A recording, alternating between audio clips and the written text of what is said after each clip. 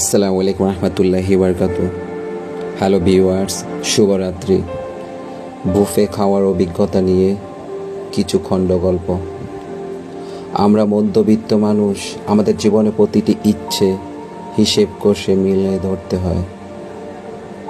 পকেটে টাকা থাকলেও বুকের ভেতরে সবসময় একটা দ্বিধা কাজ করে, এটা কি সত্যি দরকার? তবু একদিন মনকে বুঝিয়ে, একটু স্বপ্নকে জাগিয়ে আমরা গেলাম বুফেতে। বুফে নামটার মধ্যেই একটা জলমলে ভাব আছে। চোখের সামনে সাজানো অসংখ্য খাওয়ার, বিভিন্ন পদের, মুখরোচক মাংস, নানা রঙের ভাত, মিষ্টি থেকে শুরু করে বিদেশি খাবারের বাহার। সে মুহূর্তে মনে হচ্ছিল যেন অন্য এক জগতে এসে পড়েছি। কিন্তু বুকের ভেতরে লুকানো মধ্যবিত্ত না মনটা বারবার টোকা দিচ্ছিল,